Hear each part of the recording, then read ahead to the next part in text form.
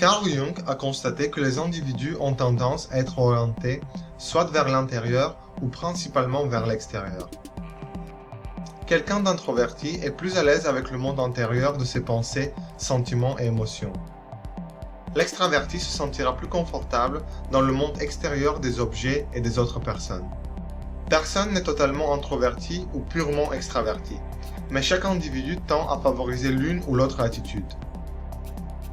Cet équilibre entre les deux se manifeste également dans notre inconscient. Quelqu'un qui est plus extraverti trouvera des qualités introverties dans son inconscient parce que les qualités extraverties arrivent à se jouer dans le conscient.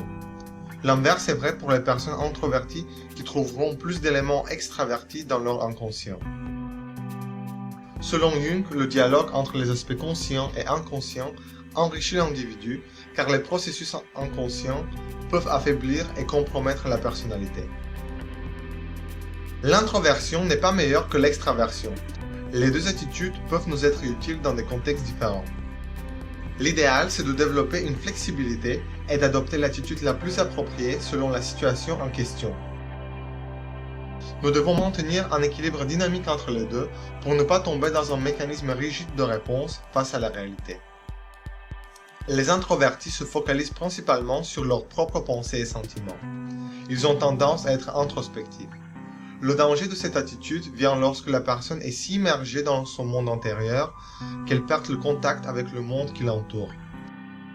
Les extravertis sont activement impliqués dans le monde des personnes et des choses. Ils ont tendance à être plus sociaux et plus conscients de ce qui se passe autour d'eux. Cependant, ils doivent faire attention de ne pas devenir dominés par les événements extérieurs qui peuvent les aliéner de leurs propres pensées et sentiments antérieurs.